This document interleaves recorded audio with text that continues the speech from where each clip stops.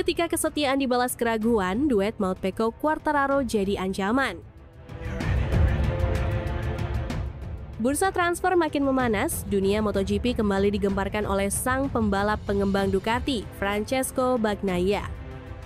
Ini bukan hanya cerita tentang drama di paddock, ini adalah cerita tentang pengkhianatan, tekanan, serta luka yang sangat dalam. Francesco Bagnaia, juara dunia 2 kali serta pilar utama pengembangan Ducati, kini bersiap untuk meninggalkan rumah yang ia bangun sendiri. Ya, Anda tidak salah dengar. Yamaha kini dikabarkan sudah dekat dengan Bagnaia. Dan lebih mengejutkan lagi, Fabio Quartararo tak sabar menyambutnya. Dua juara dunia itu bisa segera bersatu dalam satu tim, dalam satu misi, membawa Yamaha kembali ke puncak. Tapi, apa yang membuat Bagnaia, ikon Ducati, bersedia meninggalkan segalanya? Apa yang membuat Yamaha sangat yakin ia adalah kepingan terakhir dari puzzle kebangkitan mereka? Dan benarkah di balik senyum tenang Bagnaia ada bara yang selama ini terpendam di dalam garasi merah Ducati? Mari simak dan kita bahas lebih lengkap lagi. Francesco Bagnaia memang mengawali musim 2025 dengan hasil yang tak semoncer musim-musim sebelumnya. Namun menyebut performanya buruk sebenarnya tidak sepenuhnya adil. Di tengah regulasi baru dan arah pengembangan motor yang cenderung berorientasi pada kebutuhan pembalap lain, Bagnaia justru tampak seperti dikorbankan. Motor Desmo Sedici yang selama ini menjadi senjatanya, kini berubah karakter dan tak lagi cocok dengan gaya membalapnya. Meski begitu, Pecco tetap mampu menunjukkan performa solid, hanya saja tak segemilang biasanya. Ketegangan di dalam tubuh Ducati semakin mencuat setelah Davide Tardozzi, manajer tim Ducati, secara belak-belakan menyebut Bagnaia sebagai pembalap manja. Komentar pedas ini mencerminkan konflik internal yang sudah tak bisa disembunyikan lagi. Tardozzi menyebut Pecco terlalu banyak mengeluh soal setelan motor dan terlalu menuntut terhadap tim teknis.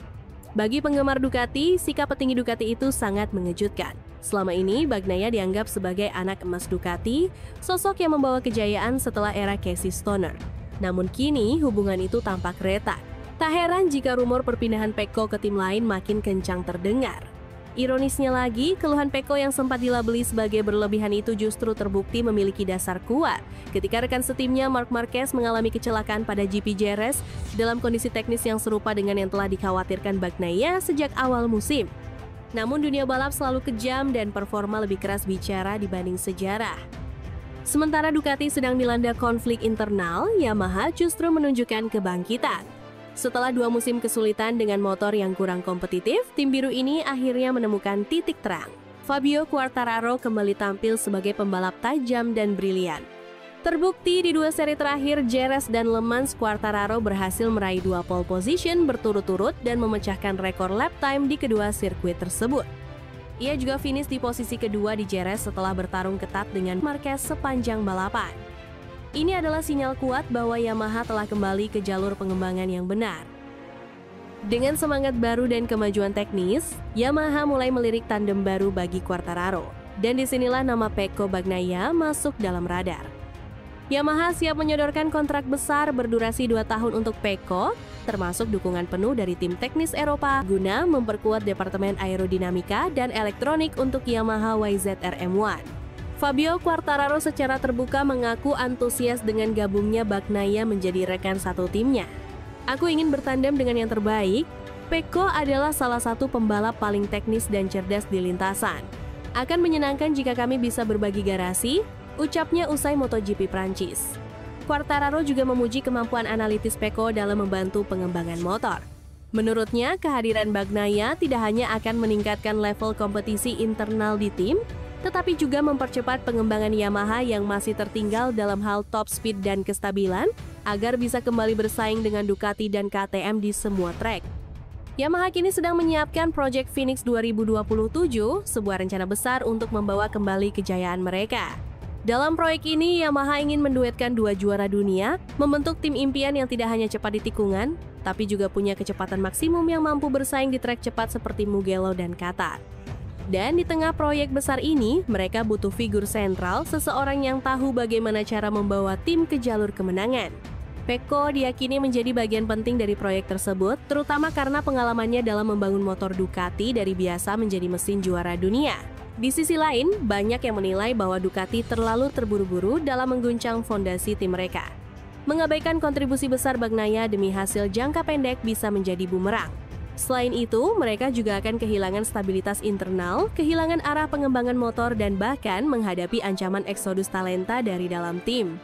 Beberapa analis MotoGP menilai bahwa konflik internal dan tekanan berlebihan terhadap pembalap utama bisa merusak stabilitas tim. Ducati tampak lupa siapa yang membawa mereka keluar dari bayang-bayang Honda dan Yamaha beberapa tahun lalu. Kalau mereka kehilangan Pecco, mereka akan kehilangan lebih dari sekadar pembalap, ujar mantan pembalap Loris Capirossi. Drama perpindahan pembalap di MotoGP kali ini tak hanya memanas, tapi nyaris mendidih. Dari retaknya hubungan antara Ducati dan Bagnaia, hingga semangat Yamaha membentuk tim impian bersama Quartararo, semuanya membentuk sebuah cerita epik tentang loyalitas, ambisi, dan harga diri. Jika kabar ini menjadi kenyataan, maka musim 2027 bisa menjadi era paling kompetitif dan dramatis dalam sejarah MotoGP. Duet dua juara dunia dalam satu tim bukan hanya suguhan menarik untuk penggemar, tapi juga ujian sejati bagi dinamika tim dan kepemimpinan.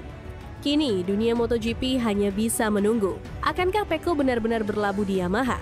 Dan jika benar, akankah ini menjadi awal dari kebangkitan besar Yamaha dan kejatuhan Ducati yang tragis? Satu hal yang pasti, MotoGP bukan sekadar balapan motor. Ini adalah opera berkecepatan tinggi, penuh konflik, kejutan, dan keajaiban.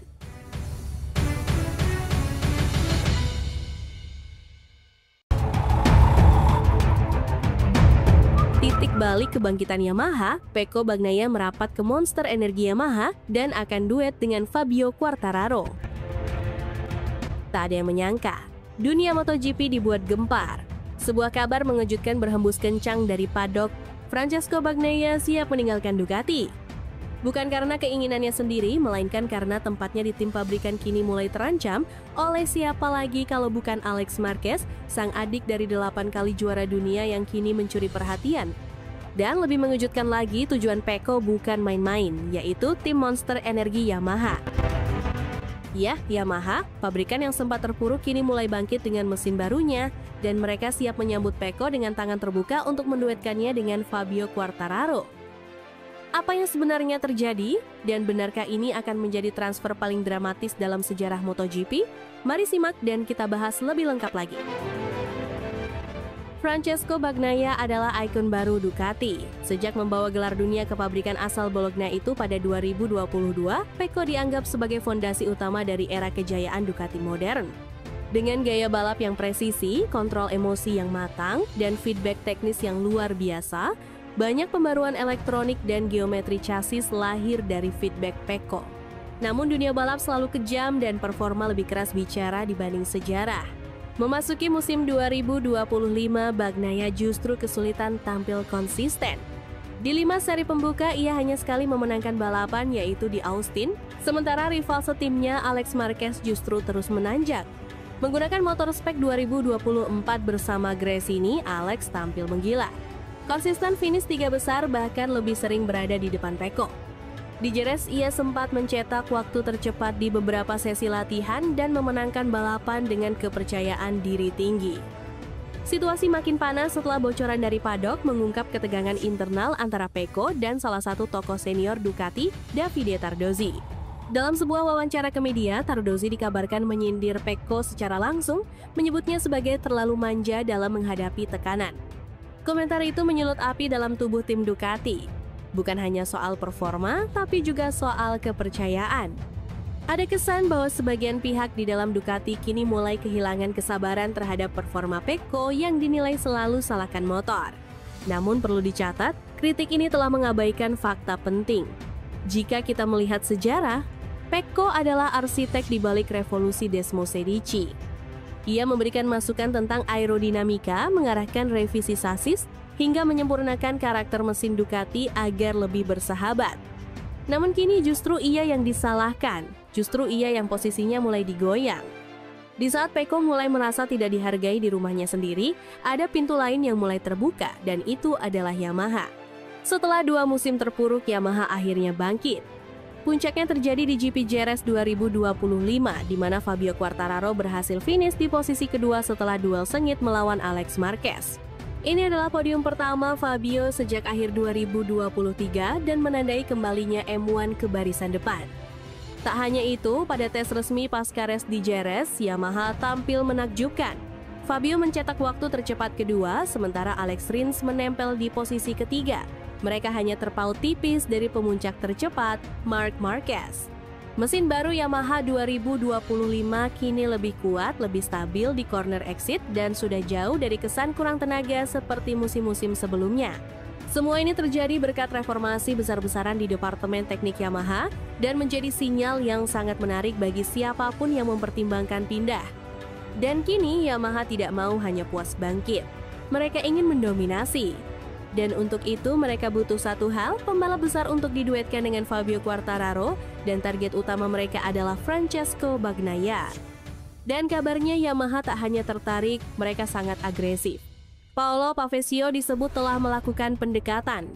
Menurut laporan dari pedok, Yamaha telah menyiapkan untuk menghubungi manajer pribadi Pecco dan menyampaikan ketertarikan serius. Tawaran yang diajukan kabarnya bernilai besar, kontrak 2 tahun, status pembalap utama, dan kebebasan penuh dalam pengembangan motor. Situasi ini tentu menggoda Pecco. Di Ducati, ia mulai kehilangan posisi nyaman. Di Yamaha, ia disambut sebagai penyelamat dan fondasi kebangkitan. Paolo Pavesio bahkan disebut-sebut berkata, "Pecco adalah pembalap yang kami butuhkan. Ia dan Fabio akan jadi pasangan juara. Kami siap menyambutnya kapanpun," ujar Pavesio, manajer tim Monster Energi Yamaha. Bayangkan jika Quartararo dan Bagnaia dalam satu tim, maka dipastikan Yamaha memiliki 2 juara dunia, 2 gaya berbeda, namun satu tujuan yang sama. Di sisi lain, Ducati kini berada di persimpangan jalan. Jika mereka melepas Pecco, siapa yang akan jadi pemimpin pengembangan? Marc Marquez dinilai sebagai pembalap yang mampu menutupi kekurangan motor, dan justru dengan bakat itu, Ducati sulit untuk mengembangkan motor karena minimnya masalah yang akan disampaikan Marquez. Dan Alex Marquez, meski cepat, belum terbukti dalam pengembangan jangka panjang. Tanpa Pecco, Ducati bisa saja kehilangan bukan hanya pembalap, tapi juga arah teknis tim. Jika Pecco benar-benar pindah ke Yamaha, musim yang akan datang bisa jadi titik balik di balapan MotoGP. Yamaha akan punya 2 pembalap paling teknikal, paling stabil, dan paling berpengalaman. Mereka tidak hanya akan bangkit, tapi bisa mendominasi. Duet Fabio Pecco adalah kombinasi kecepatan dan kecerdasan. Kekuatan cornering Yamaha dipadukan dengan gaya balap halus Pecco, dan eksplosifnya Fabio akan menciptakan tim impian yang sulit dikalahkan. Dan buat Ducati, kehilangan Pecco bisa menjadi awal dari penurunan jika mereka salah mengambil keputusan.